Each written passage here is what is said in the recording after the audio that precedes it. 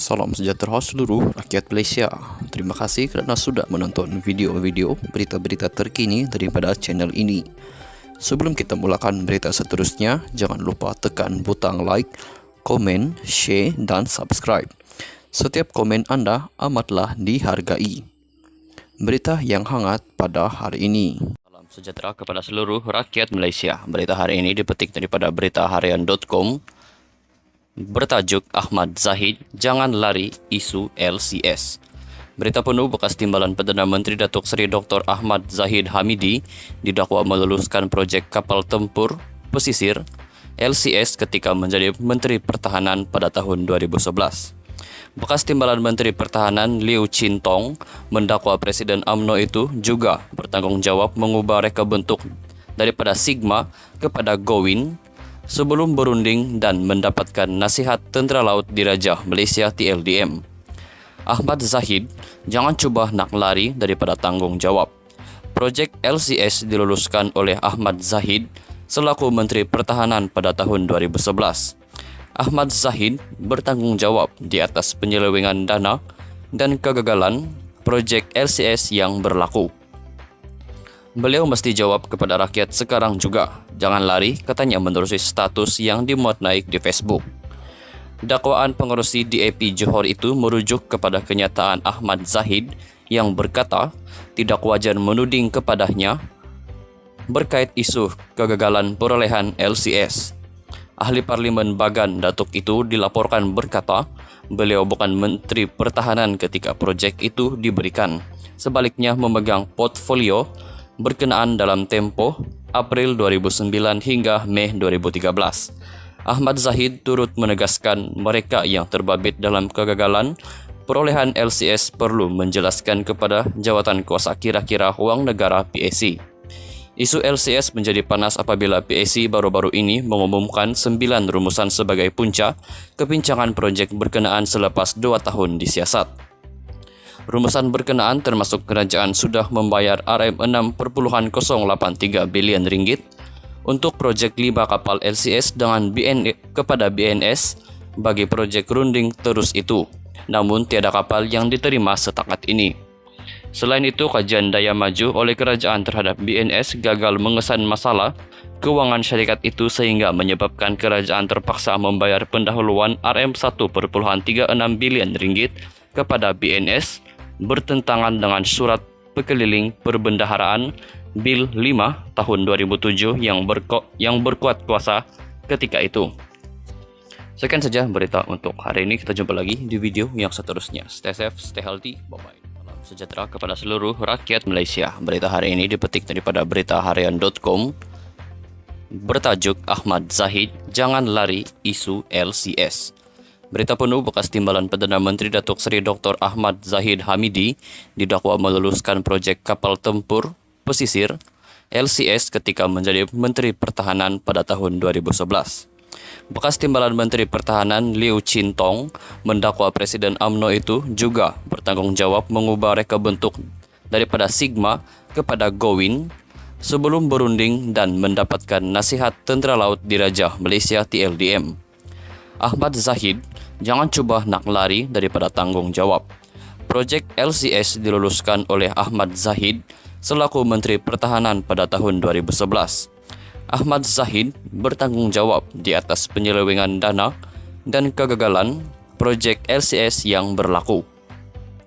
Beliau mesti jawab kepada rakyat sekarang juga. Jangan lari, katanya menerusi status yang dimuat naik di Facebook. Dakwaan pengerusi DAP Johor itu merujuk kepada kenyataan Ahmad Zahid yang berkata tidak wajar menuding kepadanya berkait isu kegagalan perolehan LCS. Ahli Parlimen Bagan Datuk itu dilaporkan berkata beliau bukan Menteri Pertahanan ketika projek itu diberikan. Sebaliknya memegang portfolio berkenaan dalam tempoh April 2009 hingga Mei 2013. Ahmad Zahid turut menegaskan mereka yang terbabit dalam kegagalan perolehan LCS perlu menjelaskan kepada jawatan kuasa kira-kira wang negara PAC. Isu LCS menjadi panas apabila PAC baru-baru ini mengumumkan 9 rumusan sebagai punca kepincangan projek berkenaan selepas 2 tahun disiasat. Rumusan berkenaan termasuk kerajaan sudah membayar Rm6,083 bilion ringgit untuk proyek 5 kapal LCS kepada BNS bagi proyek runding terus itu, namun tiada kapal yang diterima setakat ini. Selain itu, kajian daya maju oleh kerajaan terhadap BNS gagal mengesan masalah keuangan syarikat itu sehingga menyebabkan kerajaan terpaksa membayar pendahuluan Rm1,36 bilion ringgit kepada BNS bertentangan dengan surat pekeliling perbendaharaan Bil 5 tahun 2007 yang berkuat kuasa ketika itu. Sekian saja berita untuk hari ini. Kita jumpa lagi di video yang seterusnya. Stay safe, stay healthy, bye-bye. Salam sejahtera kepada seluruh rakyat Malaysia. Berita hari ini dipetik daripada beritaharian.com. Bertajuk Ahmad Zahid, jangan lari isu LCS.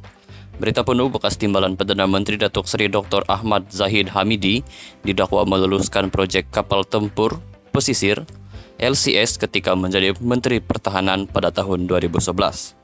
Bekas timbalan Menteri Pertahanan Liu Chin Tong mendakwa Presiden UMNO itu juga bertanggungjawab mengubah reka bentuk daripada Sigma kepada Gowin sebelum berunding dan mendapatkan nasihat Tentera Laut Dirajah Malaysia TLDM. Ahmad Zahid, jangan cuba nak lari daripada tanggungjawab. Projek LCS diluluskan oleh Ahmad Zahid selaku Menteri Pertahanan pada tahun 2011. Ahmad Zahid bertanggungjawab di atas penyelewengan dana dan kegagalan projek LCS yang berlaku. Beliau mesti jawab kepada rakyat sekarang juga. Jangan lari, katanya menerusi status yang dimuat naik di Facebook. Dakwaan pengerusi DAP Johor itu merujuk kepada kenyataan Ahmad Zahid yang berkata tidak wajar menuding kepadanya berkait isu kegagalan perolehan LCS. Ahli Parlimen Bagan Datuk itu dilaporkan berkata beliau bukan Menteri Pertahanan ketika projek itu diberikan. Sebaliknya memegang portfolio berkenaan dalam tempoh April 2009 hingga Mei 2013. Ahmad Zahid turut menegaskan mereka yang terbabit dalam kegagalan perolehan LCS perlu menjelaskan kepada jawatan kuasa kira-kira wang negara PAC. Isu LCS menjadi panas apabila PAC baru-baru ini mengumumkan 9 rumusan sebagai punca kepincangan projek berkenaan selepas 2 tahun disiasat. Rumusan berkenaan termasuk kerajaan sudah membayar Rm6,083 bilion ringgit untuk proyek 5 kapal LCS kepada BNS bagi proyek runding terus itu, namun tiada kapal yang diterima setakat ini. Selain itu, kajian daya maju oleh kerajaan terhadap BNS gagal mengesan masalah keuangan syarikat itu sehingga menyebabkan kerajaan terpaksa membayar pendahuluan Rm1,36 bilion ringgit kepada BNS bertentangan dengan surat pekeliling perbendaharaan Bil 5 tahun 2007 yang berkuat kuasa ketika itu. Sekian saja berita untuk hari ini. Kita jumpa lagi di video yang seterusnya. Stay safe, stay healthy, bye-bye.